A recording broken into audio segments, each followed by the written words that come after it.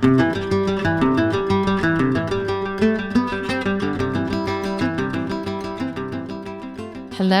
welcome to another episode. I am excited to welcome Katie Johnson with me today. She is a therapist and a friend of mine who has also been my therapist, which I am delighted and grateful for. But today we want to talk about something that we both identify with as being a mixed race.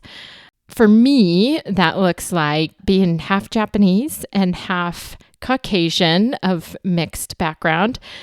And that has brought me many stories of trying to figure out why and how I am different and who I am in the identity of how I was made by God and my story in that as well. So I want to introduce Katie to you and welcome her to the podcast. Thank you, Melanie, for having me. So we are going to just share our stories of kind of where we came from, where we grew up, and what that looked like of our backgrounds of our parents and in our culture and our ethnicity. So Katie, do you want to start with your story? Of course, sure. I was born in Guatemala, which is a strange place to start. My father was working on his PhD and teaching at the university there. So my entry into the world was in a very, very Latin culture and amazing. And after a couple of years, we went to Florida and then ended back home, which would be the state of Hawaii. My father is native Hawaiian, Chinese, and German, and my mother is a German New Yorker. So in Hawaii, we call that chop suey. Or as I grew up, I was considered hapahauli, which means half white or half foreigner. So when I graduated from high school, so growing up in Hawaii was an amazing multicultural experience, from Chinese aunties to Japanese neighbors to Filipino friends. Everywhere you looked, there was a different color, a different ethnicity, a different culture, and all were embraced, except for the white culture. So I had a white mother and basically a Hawaiian father, and that put me in what I would consider a place called no man's land. So starting in elementary school, I noticed I didn't look 100% Chinese or 100% Hawaiian or 100% Filipino. And I started to go home at night and I would scotch tape my eyes so I would look more Asian because I didn't feel like I belonged. I felt like something was wrong with me because what I looked like didn't look like this kaleidoscope around me. I didn't quite fit because I was a mix. I was a chop suey. I wasn't purely Hawaiian, purely local, purely Asian. I was someplace in between. I understand that. So my story is that my dad is 100% Japanese and my mom is Caucasian from Nebraska. My dad grew up in Colorado. We have a long history of the Japanese farmers in Colorado, but they met in Denver and ended up getting married, and that was in the 70s. What went before that was the fact that my grandpa on my mom's side had fought against the Japanese during World War II. So when my mom said that she was going to marry a Japanese man, that did not go over well. They were very concerned and almost didn't come to the wedding. He changed his mind 3 days before the wedding to walk her down the aisle. There was a really cool restoration in that. He became very respective of my dad, like really respected him and his life and care of our family. From there, I have an older sister and myself look very different. I will start there. My sister looked very Japanese when she was born. Dark hair, more the Japanese eyes, straight black hair. And then I was born and I had light brown, almost blonde hair with brown eyes. And people didn't think that my mom had my sister. So when we were in the grocery store, she always told us the story that they would tell her, oh, it's so nice that you had your own the second time. And she would try not to get offended and say, well, my husband's Japanese. Even her realizing that and knowing that we ended up living with it and observing it, but not knowing what to do with it. I think the first time I realized I was different was in a daycare when I showed up my first day. It's the question of, what are you? What do you mean, what am I? I'm a girl. They started going, are you Chinese? Are you? And calling me names. I realized, oh, I look different. It was just an interesting thing at like 4 years old, knowing, oh, I guess I don't look like anybody. And so it ended up starting being really confusing, realizing that I don't fit the mold of everybody else. So my identity was more of an isolation, I think, starting, if I really look back, and just doubting that I fit in anywhere. Yes, and I think we all look for comfort. You know, belonging is a state of being comfortable with who you are and with the people you're with. And when you don't look like other people and they don't know what to do with you, you don't know what to do with them, you don't know what to do with yourself, you lose some sense of security and you lose some sense of comfort. I remember when I went off to college at Wheaton College, I was off the boat essentially in the middle of America, and there were a lot of white people, and I was so excited because I was going to go to the minority group because I identified it as a minority. Well, I showed up to the Asian group and they were native to China, to Japanese, to Japan, to other places. I did not fit with them, but I was raised by my Chinese father, by my Chinese grandmother, by my Chinese aunties, and I still couldn't find a connection. I was looking for a connection. So then I went to the next minority group, and they were all African American. And once again, I stood out. I couldn't find anybody that looked like me or that was familiar, that I felt comfortable with. And once again, I was thrust into a space of no man's land. And I've had the same experience where people will come up to me and say, what are you? They have such a desire and a yearning to place me. Like, you must be from India, or you must be Native American, you must be Latin. And it's been fascinating to me as I've gotten older, their need for comfort, to define me, to place me so that they feel settled and they feel secure with who I am. I think I feel that same way. And I've come to wonder why the question is, what are you? I would rather have somebody go, what's your ethnic background? And I think more adults do that. A lot of it was when I was younger, where kids are just kids and they don't know how to say that. But that's funny. I still get that quite a bit. Do you? Well, maybe it's not just kids. Maybe it's adults too. We all need to learn. But yeah, just to respect other people's differences in the fact that there are people who just look different. And it's not the fact that we need to define them or have them define who we are, but to value the fact that there's such a rainbow of people. And I love it. Once I realized I am unique, I'm not like the other people. Who am I in the fact that a piece of me is how I look and how people have treated me, but how I believe about myself.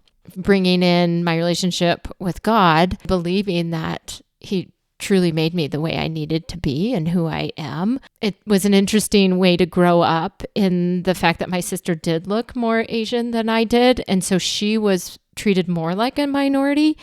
I was treated, if you want to define it, not a minority, but more on the probably Caucasian white acceptance. And she was accepted more on the minority side. Being raised in that way, I just tried to kind of go with the flow of wherever But in that was very lonely because I did that. I didn't feel like I belonged anywhere.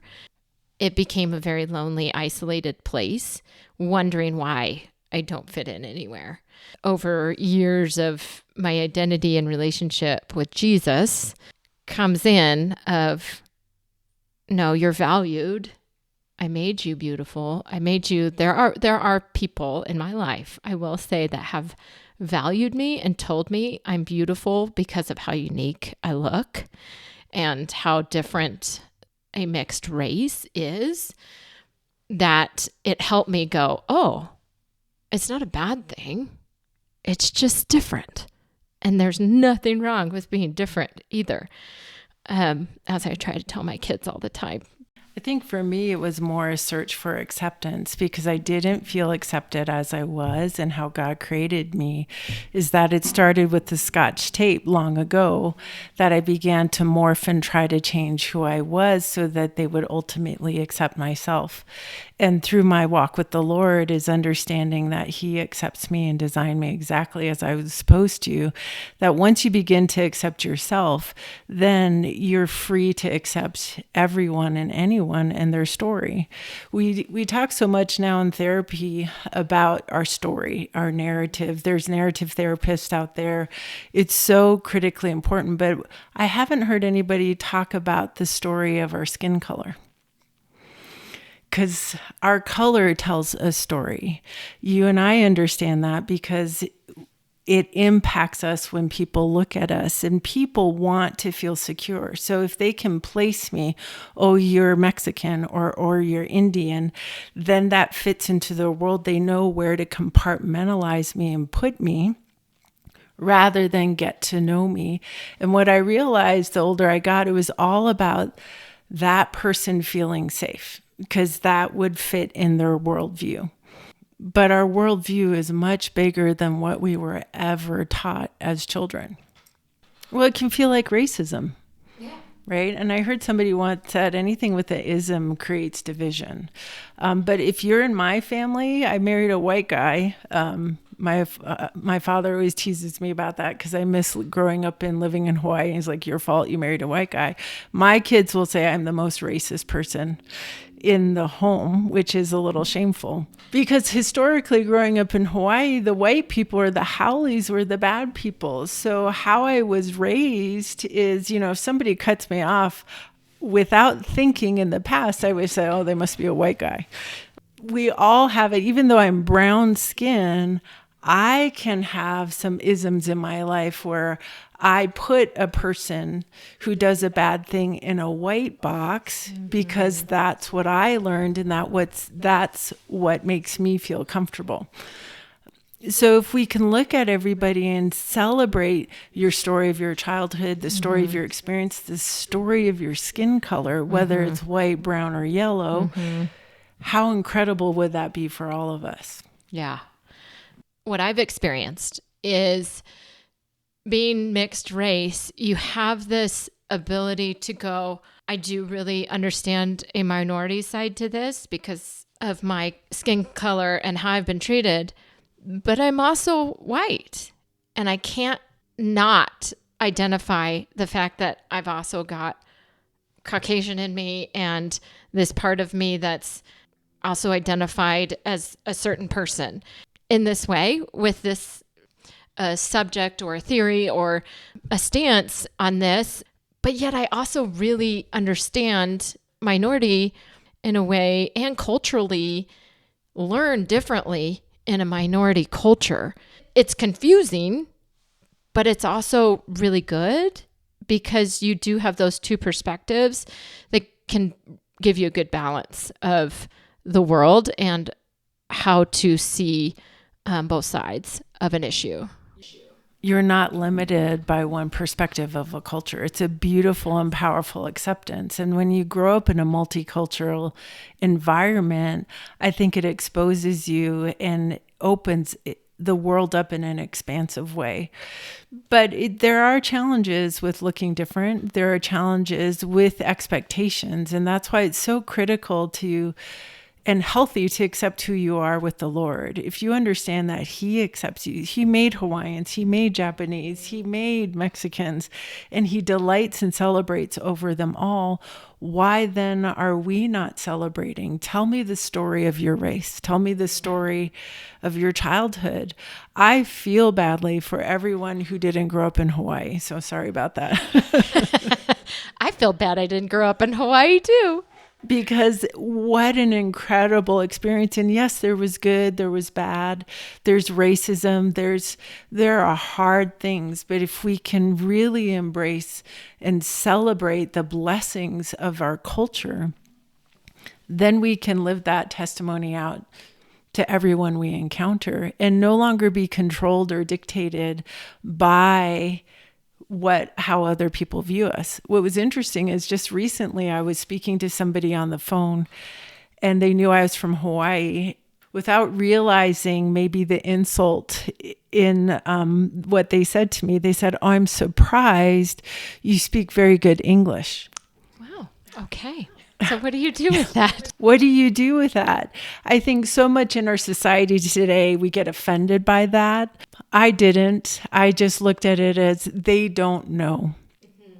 And this is an opportunity for them to know who I am, the story of my skin, the story of my upbringing, the story of my culture, the story of me. It's not, like I said earlier, it's not just what we experienced as a child. It's also our skin color. I have been asked many times if I speak Japanese, and I'm like, no, I don't. And they're like, well, why? And it's also, again, history of the Japanese in America is part of my life. It was wrong to be Japanese post World War II. And so my family decided to do everything they could not to teach us and not to be Japanese. And so we became as most American as possible, to speak English, not speak Japanese, to look or do or blend in and hide yourself as much as possible as an American, even though you look different. I realize now as an adult, I really wish I knew more. I wish I could speak it. I wish I knew more about our history, which I am learning more and more, which is really fun, that I didn't know, especially about the Colorado Japanese. A lot of times when I try to explain this to people, there is no name for a mixed race. I have heard African American and white people call themselves referees sometimes because of the stripes. And I was like, oh, that's interesting. Because there are no actual identifying names for a mixed race, just feel like there's something missing on how you define yourself. I can let that go because I define myself by who God says I am as a daughter of my Father. And so I think that got me through a lot of the confusion, not belonging and being lonely and isolated by how I was made, that when I fully embraced and received from God who I am in Him and His love and His creation, I could let that go of trying to find a name for myself of the mixed race. It's just an interesting thing to think about, is how we want so much to define ourselves in a name or define ourselves in a word, but ultimately everyone in humanity is a child of God, loved by Him and created by Him. And to identify as that brings the most comfort and peace that I could have. Yes, it brings the most acceptance. It absolutely brings the most acceptance, because at the end of the day, we are created in His image. So your half Japanese, half Caucasian self is a perfect, beautiful image of God. And you get two representations of that, where a lot of us only get one. But I think we do a disservice to our story, and we do a disservice to our lives if we do not talk about our race. And our culture today has made it so dangerous to talk about race.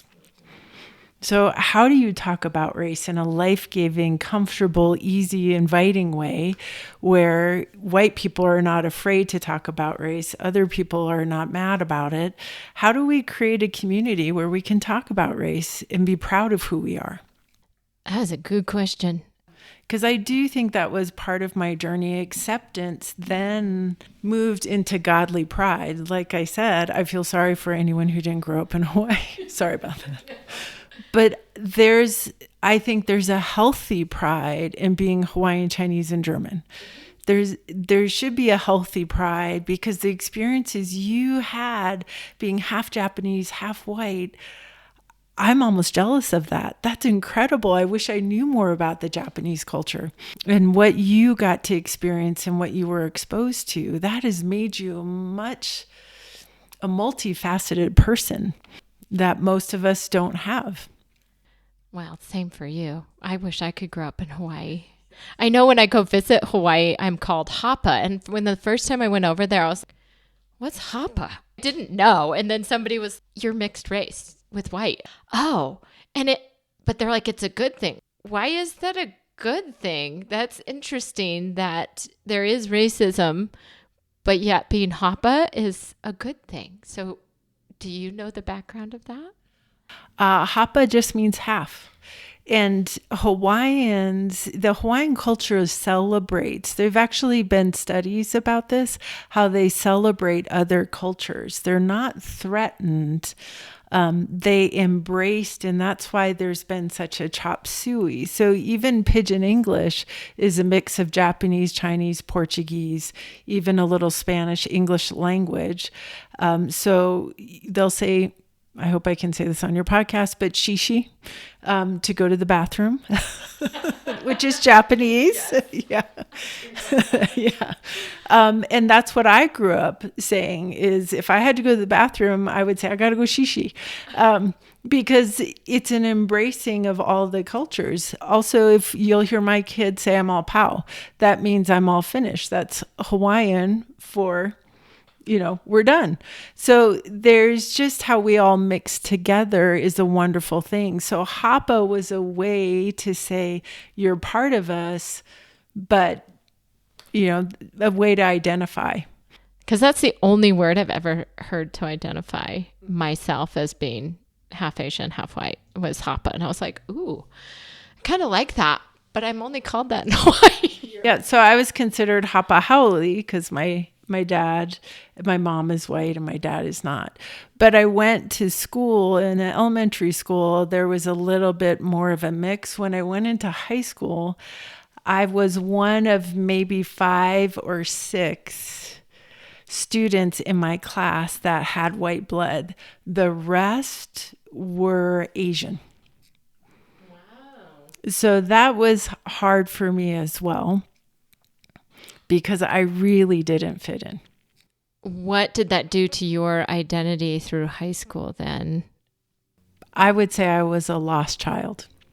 That was culturally what was going on with my race and my skin color, but that also was part of a bigger story of the challenges in my home where emotionally and relationally things weren't healthy all of the time. But interestingly enough, you talked about your sister looking more Japanese, you looking more white. I have one sister who's blonde, blue-eyed, and she went to Kamehameha Schools, which is a school for Hawaiian children, and she had to leave because she was not welcomed. Wow, I didn't know that. Wow. So even though she had all the pedigree, she didn't have the right color to go to Kamehameha Schools. Did they ask her to leave or did she decide to leave? She decided to leave because of the bullying, how she was treated. I so want to believe that it's not happening anymore. And interesting enough, we both married white Caucasian men, and our kids are mixed, very mixed looking. And so they don't, like most people don't even know that my kids have any Asian in them. And they've been around their grandparents or great grandparents at certain points of their lives who have passed on. And we still try to do some Japanese culture experiences.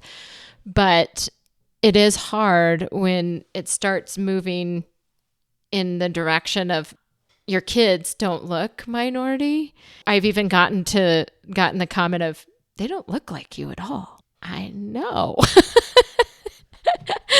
They're very mixed. in their genetics. And that's okay to value where they came from as well, and to know I'm still learning and I want to teach them. And so they value their heritage as well.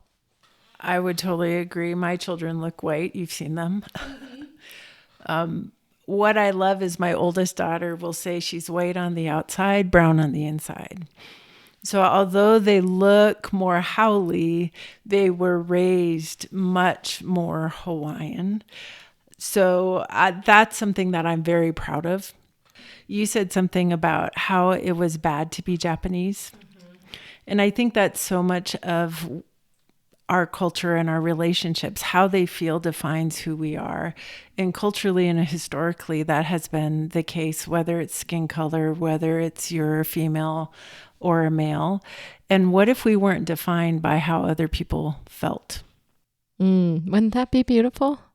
That'd be heaven. If we could see each other how God sees us, and not by our skin and not by anything else, but the spirit within us.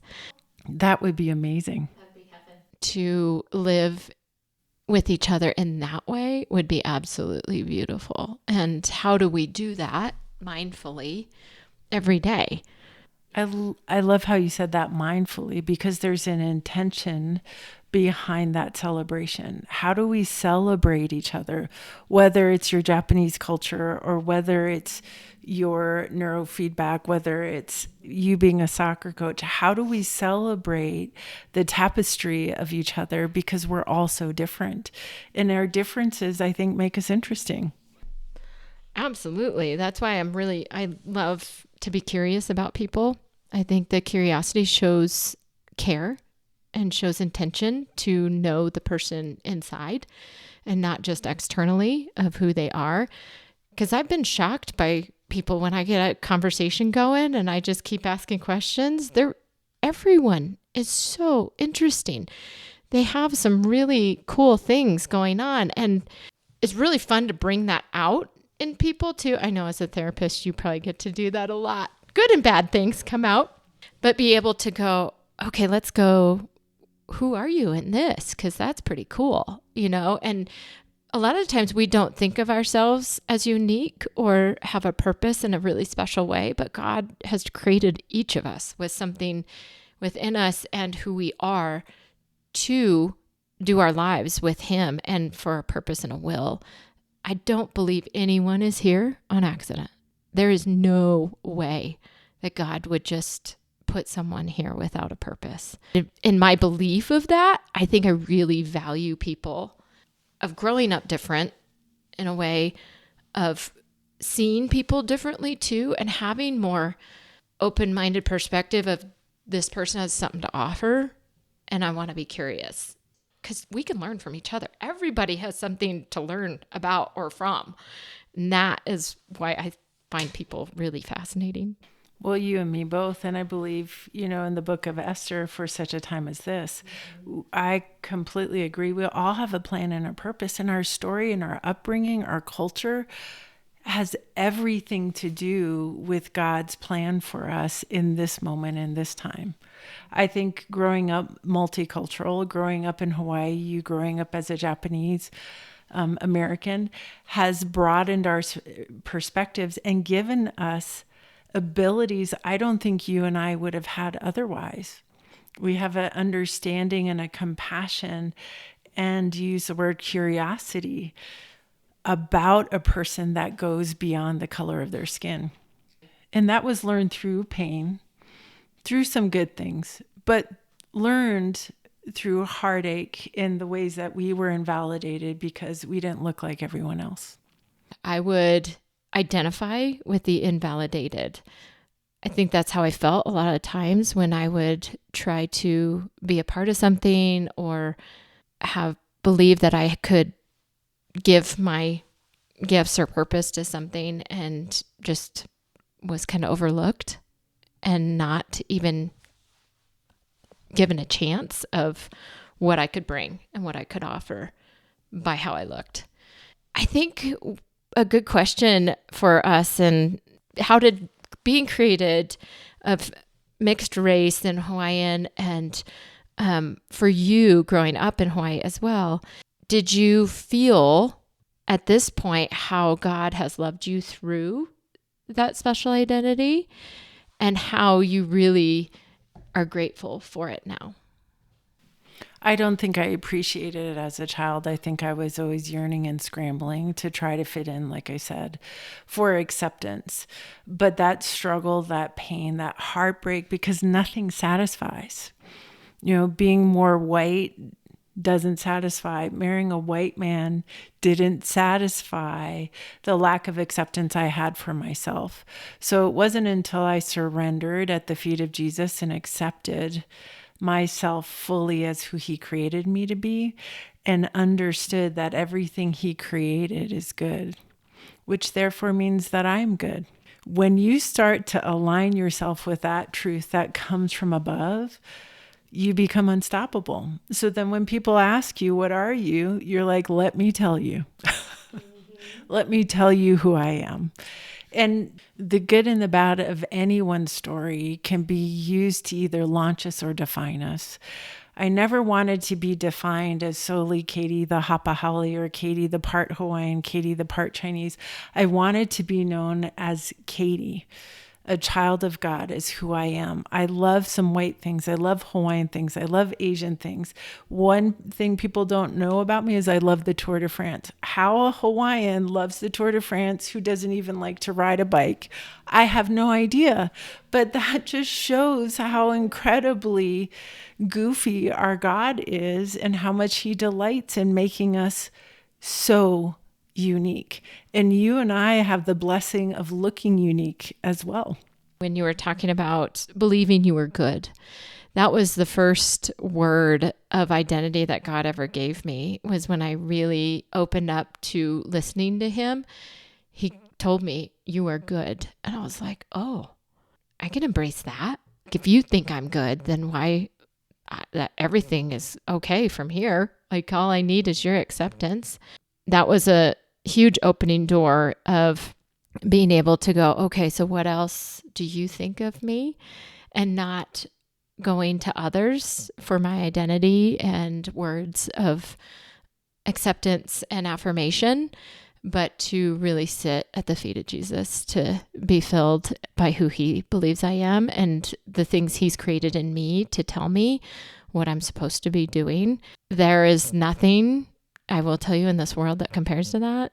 I can be with people and really love my dear friends and love my family, but there is nothing that compares to being told who you are by the Father in heaven. It's that identity that keeps you going, that makes you feel so loved that you can be okay with anything that comes your way because you know you're going to be fine and you're loved by the ultimate power of your life.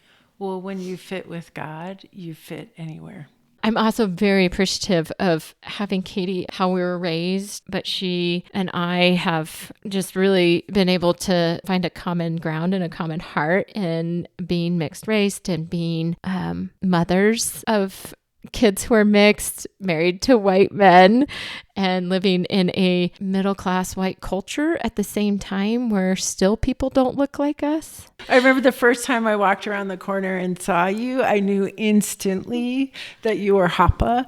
And there is an unexplainable relief and a knowing and an understanding and connection that you and I probably can't even put to words. Yeah. Because I knew you were different, but you were different like me. Mm-hmm. That's just a sense of belonging that we can be different together, because then we understand each other on a visceral primal level where most people don't. So it's almost a big breath of fresh air, like, oh, she gets me. I think that's all everyone is looking for, somebody to get them. To just understand at a heart level of, I see you, I relate to your story, and I get it without saying much. But that also may be why some people have to put us somewhere, because we look different, so we won't get them. I think as a whole, we just try to make ourselves feel better at any point in the day by trying to understand our exterior. When we don't understand our exterior or the people around us, we try to grasp at anything to figure out what's going on, good and bad, both, so that we feel better. But once you understand, if you do that, how to actually step out of that and honor the people around you and going, I'm okay if they're different than me. I'm okay if this isn't who I'm going to be best friends with. I think there's so much to be said about that, because when things make sense in our world, we feel safe. And you and I don't make sense. In many ways. In many ways, to a lot of people. How we look doesn't make sense. Our upbringing doesn't make sense. So I think people are just trying to feel safe and to make sense of their world when we enter it. And really, at the end of the day, we want to be safe. I tell my clients all the time, when you're in my office, I want you safely uncomfortable. Because I do believe that in our discomfort, we grow, we challenge ourselves, we have to face some things. And unknowingly and intentionally, we make people uncomfortable because they do not know where to put us. A lot of my life, I felt like I wasn't liked, but I knew I didn't do anything wrong. And it was just the fact that I looked different, that I wasn't liked or accepted. And so it was really confusing because I'm like, but I'm a good person. Like, what did I do wrong? And so then I started not liking myself or trying to tell myself I was like, what can I do to be better or for people to like me more? Because I honestly don't know what I did, but I actually think it was just sometimes the way I looked, that I would enter into a situation and I wasn't accepted. And it was really confusing. Very confusing. And once again, that goes back to how they feel defines who we are. And that at its core is codependency, which you and I both learned in our childhood, which is a totally different podcast. Yes, it is. We could do that one later at a later time. But the blessed thing is God has broken us free from that. And truly, like you said, realizing that God says you're good, that he created you and everything he created is good. So we fall into that good category. Once again, when we fit with God, we fit everywhere. And that has nothing to do with the fear of man and everything to do with the blessing of our Father. I would love to ask you if you have like a book to recommend or a song that you've been listening to. I don't know what this means, but for the last few years, it's God keeps giving me the word joy. And there's a song called The Joy by the Belonging Company that I have been listening to on repeat. And in full disclosure, I have no idea why I keep listening to this song. So I believe that God's doing something with it that I don't even understand, but my spirit and my soul is soaking up, that really the joy of the Lord is our strength. So the closer we get to him, the stronger we are, but in that strength, the more joyful we are. I agree. Yes, that's beautiful. What's the song again? It's The Joy by the Belonging Company. Okay. I'll have to look it up, and I love all the recommendations. So in just wrapping this up, I'm so grateful that you came, hoping to do more with this incredible friend and therapist. She has a lot of wisdom, as you guys have been able to experience today. I would just like to tell your listeners to embrace the entirety of their identity, from their skin color to their hair color, to their culture, to their story, to their upbringing, to their faith, to their idiosyncrasies. Embrace their identity because it is good.